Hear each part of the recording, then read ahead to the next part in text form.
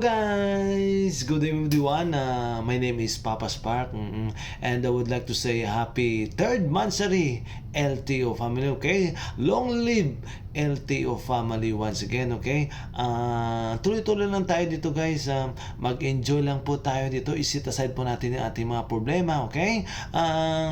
Basta flow and flow lang tayo dito, okay? Saka magrespeto po tayo isa't isa, okay? Yung tipong lagi naman tayo nagbibiroan, pero sana naman ay wala namang below the belt, okay? Saka simpre, huwag na tayo magtampuan, okay? At saka simpre, malapit na yung Pasko, okay? Advance Merry Christmas to all of you.